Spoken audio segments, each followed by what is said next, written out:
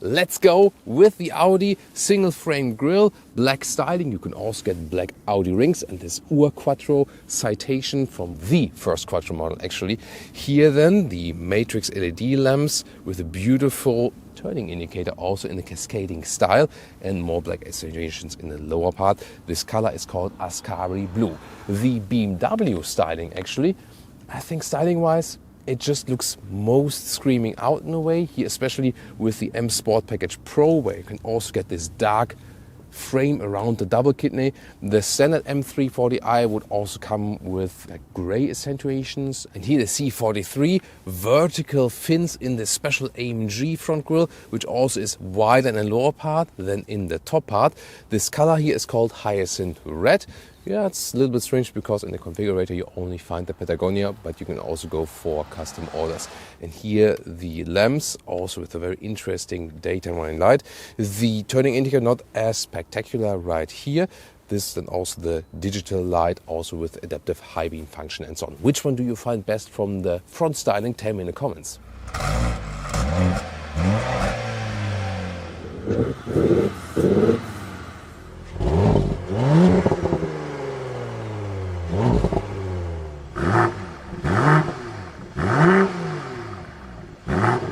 With 4.71 m or 185 inches, the BMW is, so to speak, the smallest, but it's actually not a huge difference to the other size figures for the Mercedes and the Audi. Big difference is also will have an effect on driving. We have 18-inch wheels for the BMW and the Audi, of course can get bigger ones, and 19-inch wheels today for the Mercedes. The Mercedes in the side profile has the most aggressive look, the sportiest look. The BMW, something in between, and the Audi clearly the most conservative, most subtle look on the exterior. As for the rear, super interesting how they differ right here. They all employ this separate contrasting spoiler right here. The Audi once again with the most conservative look and also, let's say, not screaming out too much. The BMW, I think, most consistent. Oh, another guest for today. Here, I think very beautiful with the three-dimensional tail lamps.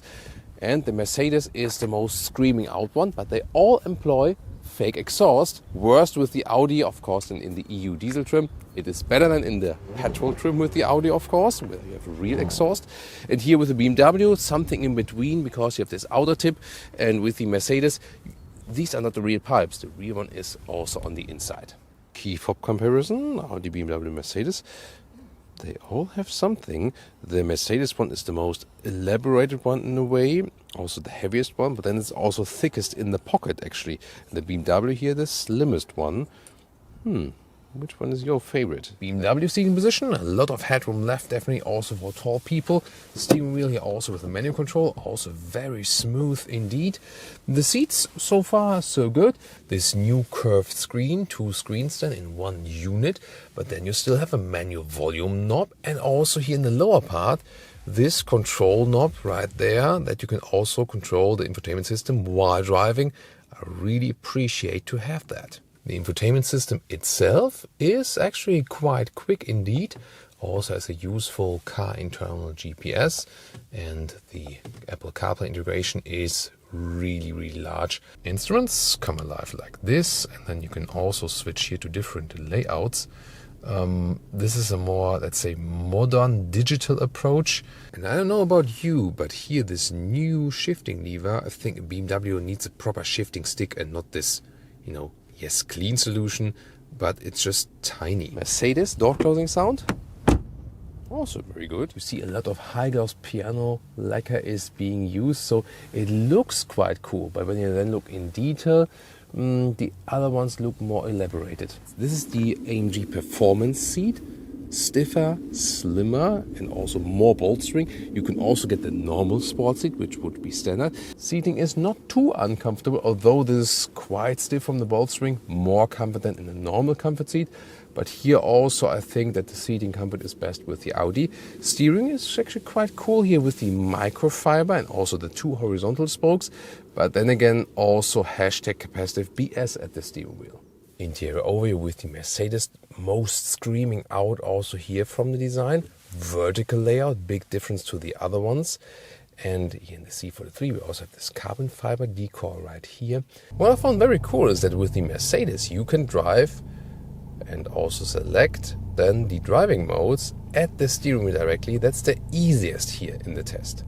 And you can also see the driving modes changing in the infotainment system, but also can individually just set a specific setting here in these special AMG gauges. And the rest of the infotainment system, it's actually pretty quick. And also here the car internal GPS, for example, the Apple CarPlay integration looks like this, also really large indeed. You can very well work with that. And also, like in the BMW, temperature unit in the screen, it always stays at this point, but still that is best in the Audi, where you still have the physical input. Digital instruments, very versatile. You can pick completely different stylings, for example here understated look, also map look, or assistance systems and so on, how you want to drive. And for the AMG you also have special sport gauges like Sport or Super Sport. And you also have a lot of storage here in the front, cup holders also adaptive to USB-C chargers, and in the middle armrest more. Front seating here with the Audi, comfortable and balanced, and also the steering wheel position here, manual style up and down and out, but really smooth indeed. So this is here already seating wise a good balance between sportiness and comfort. And headroom is plenty left, even with 189 or 6'2". And the Audi seats here with Alcantara on the middle part and integrated head restraint. Looks quite cool, especially this Alcantara pattern, doesn't it? Interior overview in the Audi S4, clean, straightforward, rather conservative, nice brushed aluminum. And here this tablet or the screen is basically attached. This is the facelift model. Digital instruments, clear to read. I think the best digital instruments here in this test. You can also change the view. And of course this lovely climate unit right here. It's so great, has this really beautiful clicking sound. This is the best straightforward user interface, also here with the toggle wheels on the steering wheel. So yes, it looks most old school, but it's also easiest to control. The acceleration figure to 1 kilometers or 62 miles now is with all of them around 4.5 seconds, but they reach it with a different way.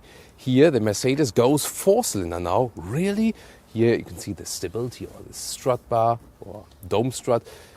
1, 2, 3, 4. For a C43, I doubt that's the right decision. However, performance-wise, it's all the way there. It even has the biggest horsepower output with this mild hybrid system of over 400 horsepower. The BMW Classic, the 3-liter inline 6-cylinder, probably to me the best engine in the test. I can already tell that so far. And around 370 horsepower, and it is the quickest. The Audi is a little bit special. In Europe, you get the 3-liter 6-cylinder diesel. In the US, you get the 3-liter 6-cylinder petrol engine. We'll also test drive both for you today, that you can actually compare them.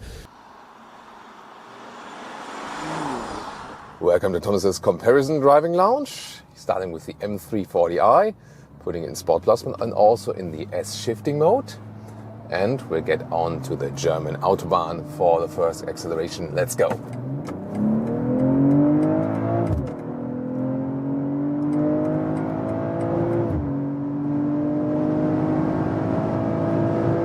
Well, that was like 42, 180 kilometers an hour. Wow, that was impressive indeed. Whew, this engine is so engaging. And if you compare the 3 Series, 2-liter 4-cylinder versus the 3-liter inline 6-cylinder here, it adds so much to this vehicle here indeed. Wow, this is a huge difference. Recently we had our test of the more civilized versions of these 3 vehicles here, and this time, yeah, it is just the most engaging engine. At the same time, it can also be very calm when we just go comfort mode and D-driving mode. That's actually really, really, really calm. And you can score great consumption figures even when you're going like cruise control, 100 kilometers an hour, 120 kilometers an hour, like 60, 70 miles an hour. This 3-liter inline 6-cylinder is more fuel saving than the 2-liter 4-cylinder. You can score better consumption figures indeed. It's quite astonishing, you know, because you can always keep it at a lower RPM and so on. It's not, you know, working so much. Let's go back into the Sport Plus mode and also in the S shifting mode. Here it's basically split. With the Audi, for example, it is always also connected. And with the Mercedes as well. Here with the BMW, you basically have the sport setting here for for suspension and so on, throttle input, and for the steering that you have a little bit more feedback. Very really nice with this transition, a lot of fun. And then you have to go for the shifting also in that S mode, so that the RPMs are turned up higher and so on. Oh, listen to that. Woo! That's 200 kilometers an hour, 125 miles an hour. Yeah, this engine is so much fun indeed.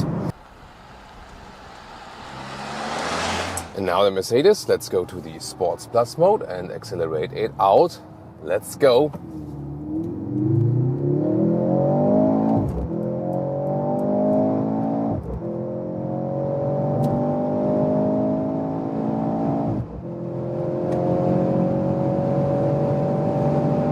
That's 190 kilometers an hour.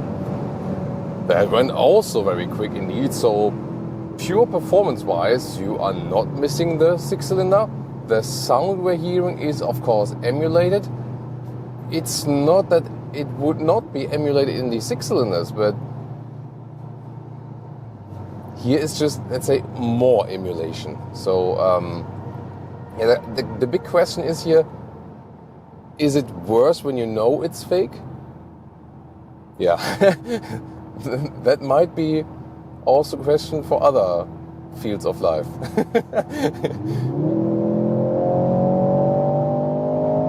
Well, I mean, it doesn't sound too bad actually. And also when you go off the throttle, you also have some plop plop plop from the exhaust. It does feel cool and it does feel sporty. That's true. Here in the Mercedes, if you compare the Mercedes C-Class and the AMG C-Class, it makes it really a very different vehicle, not only from the engine. Yeah, we still have the 4-cylinder here, but suspension-wise, it's way stiffer. The steering also feels a little bit more engaging. Of course, you also have this AMG styling. Another acceleration. Just have to see that no one is behind us. Let's see, and we can hit it once again. Let's go.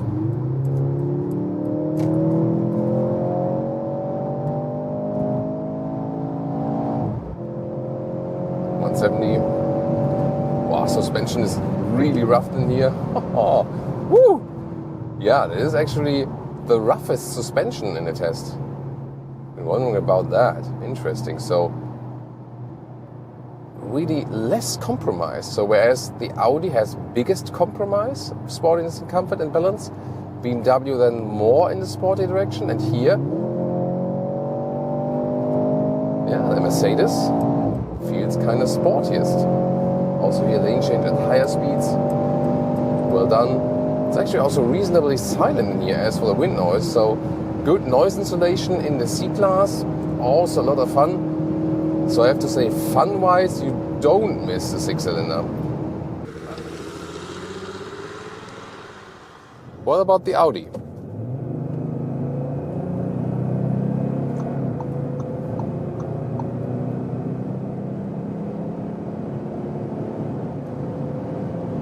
That's 180 kilometers an hour, really strong. Of course, here in the European version, this is the 3-liter diesel. However, the acceleration figure is kind of the same. There's just a difference that when you have that diesel, the torque is setting in later. And then on the Autobahn, when you're already at speed and using that torque, then it's really strong. Gives you good punch as well. And now as comparison, the Audi 6-cylinder petrol.